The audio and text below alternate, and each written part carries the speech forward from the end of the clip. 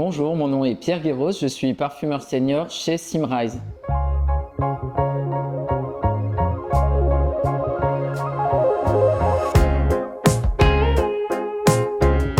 Évidemment, comme chacun, j'ai beaucoup de mes souvenirs qui sont liés aux odeurs, et les odeurs enfantines de gâteaux, de chocolat, de bonbons. Et en tant qu'adulte, mon père était fourreur et je garde vraiment en mémoire cette odeur de l'atelier. Et c'est une odeur que j'utilise souvent dans mes parfums, une odeur de cuir propre, une odeur douce. Chaque parfumeur a un chemin qui mène à la parfumerie qui est très différent.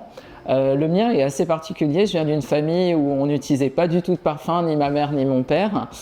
J'étais complètement ignare du parfum jusqu'à ce que j'aille étudier la chimie à Versailles, à l'université qui était liée à l'école du parfum, l'ISIPCA. Je suis rentré un jour de porte ouverte et là, comme d'autres rentrent un peu dans les églises et deviennent d'un coup mystiques, j'ai su que c'était pour moi.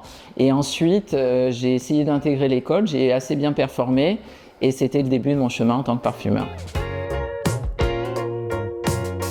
En tant que parfumeur, évidemment, j'utilise toutes les matières premières à ma disposition à la palette pour créer l'infinité de parfums qu'on me demande.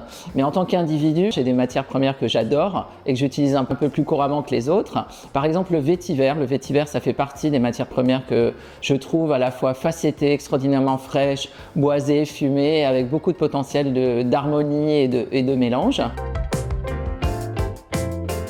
On a voulu travailler autour du paradis scandinave. Qu'on connaît sous le nom de Valhalla, avec cette idée vraiment d'avoir une immersion en même temps dans la culture un peu scandinave qu'on connaît assez peu finalement, et d'avoir un parfum qui s'intègre bien dans la gamme, avec des codes qui soient des codes de puissance, de sophistication, des codes d'addiction aussi, qui correspondent à la marque Paradis d'Essence. Je trouve que dans Valhalla, on a ces deux éléments de spiritualité, de confort, de chaleur, quelque chose qui met les gens dans un environnement qui est protecteur, avec ces notes fruitées, qui sont des notes fruitées pour lesquelles chacun a une appétence, et en même temps ces notes boisées qui sont puissantes, ces notes boisées qui sont statutaires quelque part, et qui évoquent la spiritualité ou même le sacré.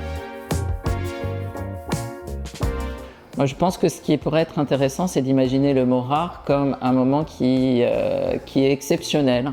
C'est-à-dire qu'on a des moments dans la vie qui sont des moments rares. C'est des moments qui sont particulièrement joyeux, particulièrement festifs ou peut-être tristes. Et en tous les cas, qui sont des moments qui comptent.